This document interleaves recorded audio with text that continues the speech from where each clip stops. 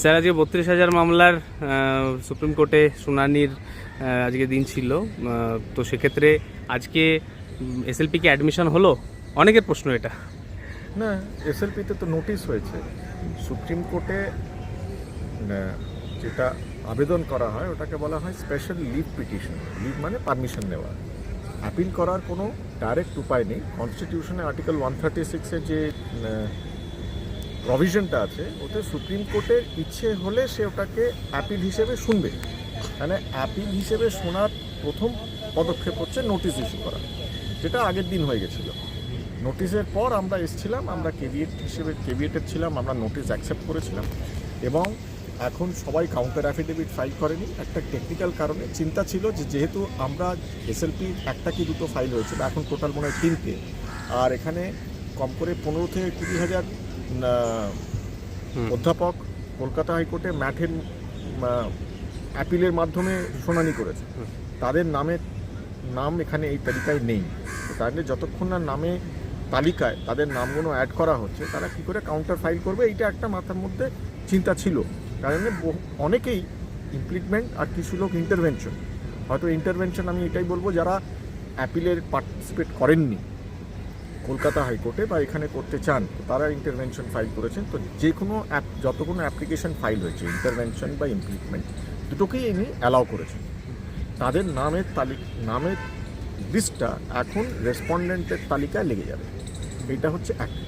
দ্বিতীয়ত হচ্ছে যার যেরকম ইচ্ছে কাউন্টার অ্যাফিডেভিট ফাইল করতে পারে, এবং তার জন্যে 4 সপ্তাহ বরাদ্দ করেছে, তারপরে রিজয়েন্ডারের সময় দিয়েছেন এবং 8 সপ্তাহ পরে ম্যাটারটাকে লাগাতে বলেছে। তো ম্যাটারটা খুব সম্ভবত 16ই নভেম্বরের যে সপ্তাহ, সেই সপ্তাহের মধ্যে কোনো একটা দিন লাগতে পারে। তো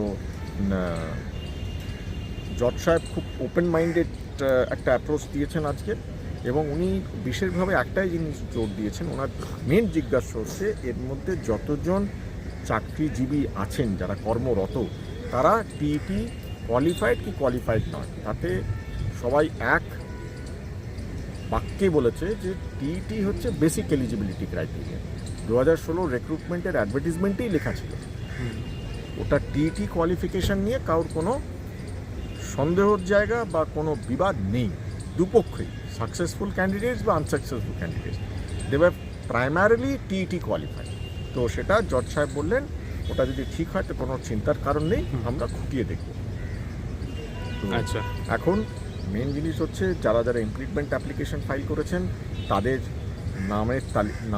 নামের লিস্টটা রেসপন্ডেন্টের মেন এসএলপির রেসপন্ডেন্টের নামের তালিকার মধ্যে অ্যাড করা হবে, এবং সেটা হোক না হোক সেটাকে উপেক্ষা করেই আগে কাউন্টার অ্যাফিডেভিট তৈরি করে যার যেটা ইচ্ছে।